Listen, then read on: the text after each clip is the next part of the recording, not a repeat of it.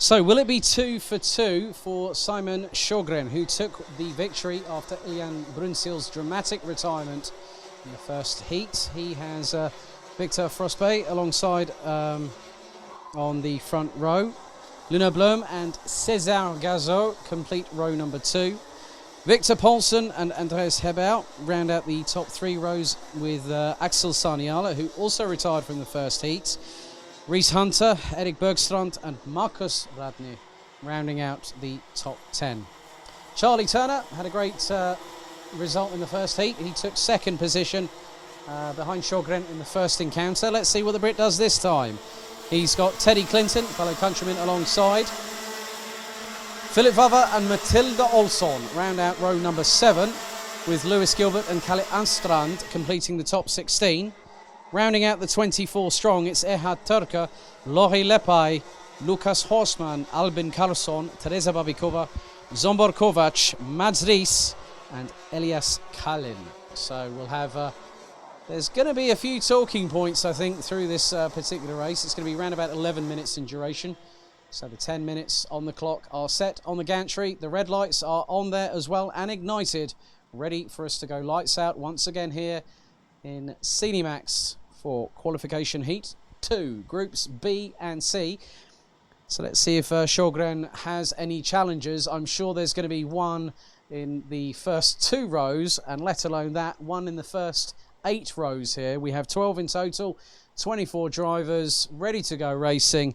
Good control by both Simon Sjogren and Victor Frostbay. They lead the field into the final corner. So Sjogren, Frostbay, Blom, Gazot, Poulsen, Herbert, Saniala, Hunter, Bergstrand and Radny. That is your top 10. They now head into the tram lines. There is a straggler right at the very back. That could be Elias Kalin. Do we go lights out? The revs rise, and we head into turn 1 for the very first time. Let's see what Matilda Olsson does. Oh my goodness, she's already on the charge already, round the outside of turn number 1. Great move by Matilda Olsson. That was past, I'm trying to see, that might have been Teddy Clinton or even Charlie Turner. Not too sure, but at the meantime, Sjogren has lost out to the lead as Victor Frostbay, I think, has hit the front. Luna Blom fending off César Gazot, who's now down in 5th position. Victor Poulsen looks to have made the move up to 4th and is going to try and go up the inside of the Dutch driver. Can't make it stick yet, but Gazot now in 5th position. Just going to wait for him to strike and strike hard. But Olsson definitely in the middle of that train. And it is the Luna Blom train at the minute, so let's see what happens. Well, Sjogren's got a bit of a motor on now to try and catch up with Victor Frostbay, who's continuing to lead. Now, Olsson really is having to be very, very precise with how she attacks those in front. And Erik Bergstrand from Sweden is up ahead in the Birlart. But the 301 not making the move stick yet. She's up into 13th. Okay, that is a single solitary positional gain.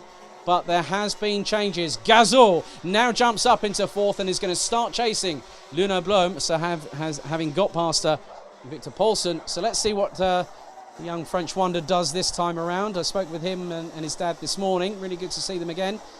They were César was second at Adria, but this could help his advances forward as there is an absolute swarm of senior max all the way back, and Matilda Olsson is trying to get past one driver in front. That looks to be now, has she got past Bergstrand yet? She might have very well done. Let's see, because everyone's going to start crossing the finish line now. Frostbay leads Sjogren as Gazot goes up the inside of Luna Blom. Nicely timed by the French driver up into turn 1. Olsson now in 11th and is behind the KR Sport driver of Spain's Philip Vava. So let's see, she's going to have a lot of experience around this track. She wanted it to be dry. She's definitely got her wish granted, as that's a great move there by Teddy Clinton up the inside of Marcus Radny, heading into around sort of turn 6 and 7. But Victor Frostbay is still leading and led by over 1.5 seconds from Simon Sjogren. So Sjogren will be happy with 2 top 2 finishes in the qualifying heat stages. But then that depends on what is going to happen. Of course, César Gazot is the wild man here. He's definitely going to come fighting. So let's see what César Gazot has in the answer of Simon Sjogren, and decimates the gap down 2 from over 9 tenths to just under 4. Gazot was flying, and he took 7/10 out of the Swede on that particular occasion. He is hunting Simon Sjogren down. Matilda Olsson now up into 10th, past Philip Vava, and has got Andreas Hebert from France just up ahead. So we still have plenty of this race to go. We still have 6 minutes 50 plus an additional lap. Gazot has got past Simon Sjogren. There we go. The French driver now really has to get a motor on to catch up to Victor Frostbay up ahead.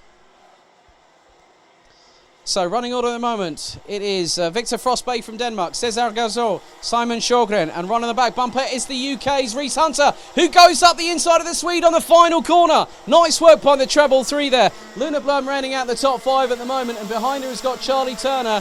Then you've also got Victor Paulsen, Axel Sarniala, Matilda Olsson now flying. She's up into 9th position. And that's a great lap. The fastest lap of this race at the moment is by Teddy Clinton. He's also climbing positions as well as the Brit. He's up to 12th and has just put in a 53.418. Now, Olsson's last lap was a 53.889.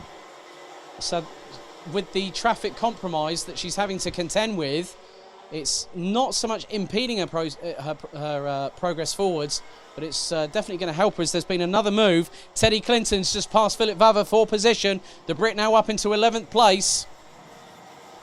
So the gap between Victor Frostbay leading and France's Cesar Gazot now down to 1.761 seconds.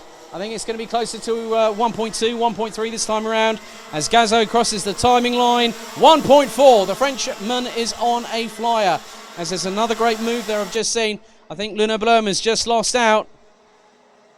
And that could be to one of several drivers. Looks to be by the colours it might have been Victor Paulsen, who's in the RS competition colours. That is the case. Or no, is that Charlie? No, Charlie Turner. Charlie Turner's got up past Luna Blum. My apologies there. I don't recognise him. I recognise the helmet. I recognise the colours of the car, but not the race suit. Charlie, why have you gone all black? So Charlie Turner sporting a nondescript set of overalls this weekend. But the 305 now up into 5th position. Now let's see where Matilda Olsson. She's got past Victor Paulsen for 8th position.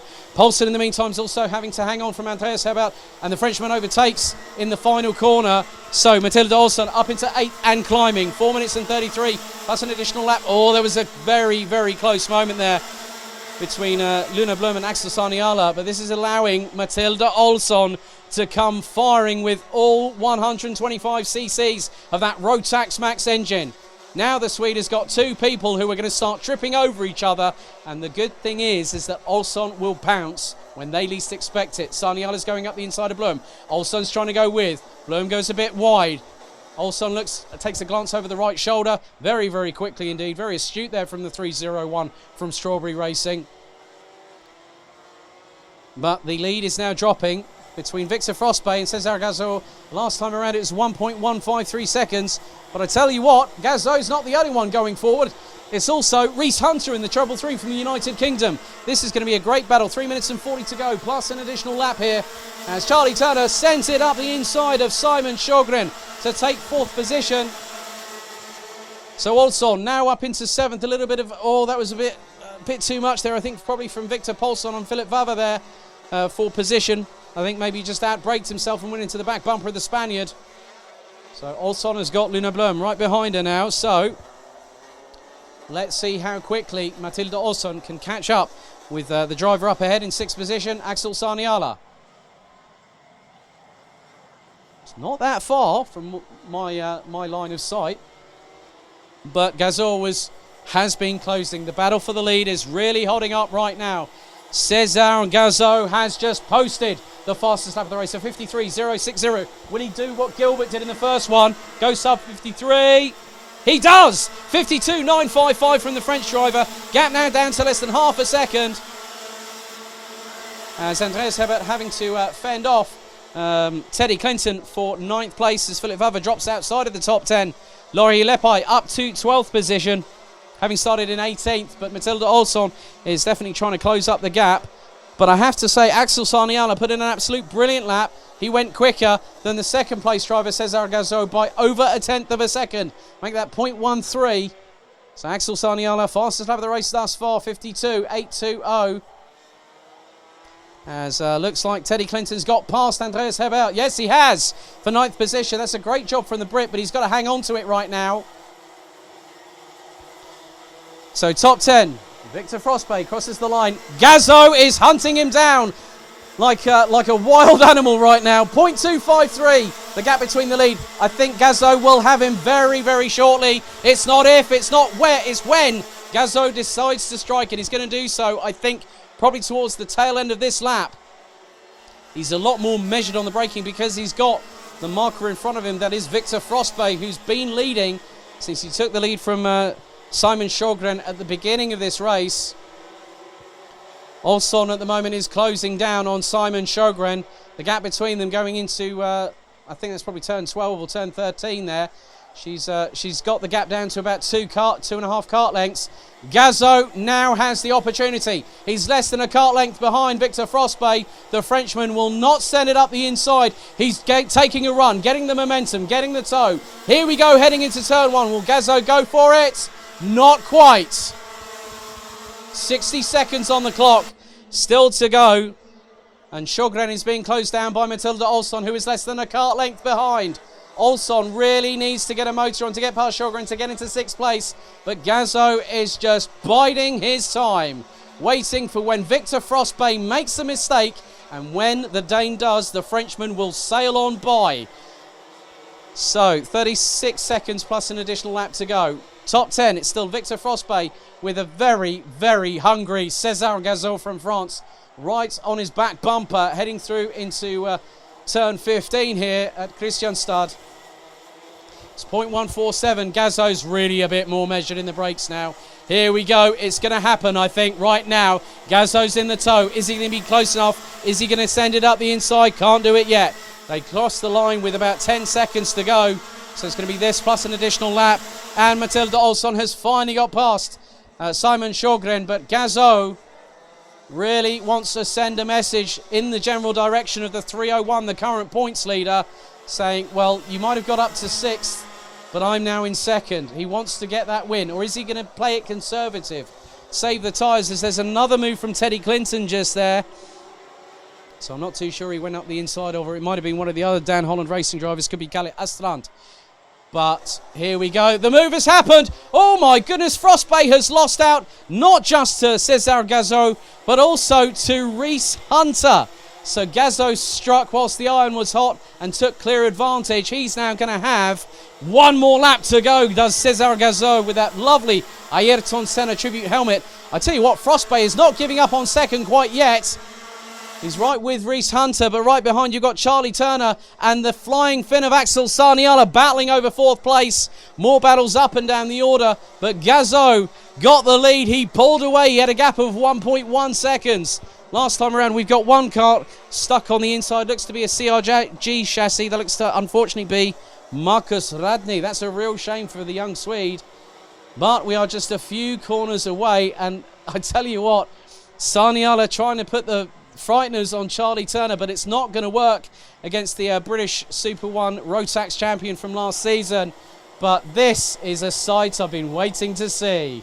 Here he comes from France, the 303 of Dames Racing Teams. César Gazzo takes a win in the qualifying stages. Reese Hunter 2nd. Victor Frostbay in 3rd, ahead of Charlie Turner, who pipped Axel Sarniala to complete the top 5.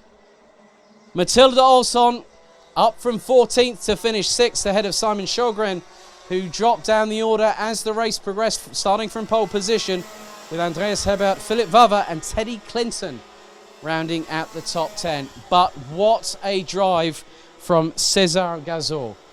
Just have a quick paddock announcement. I need drivers 318, 318 and 387. That's Lukas Horstmann and also Elias Karlin to report to the stewards immediately. So that's Elias Karlin 387 and Lukas Horstmann 318 to report to the stewards immediately.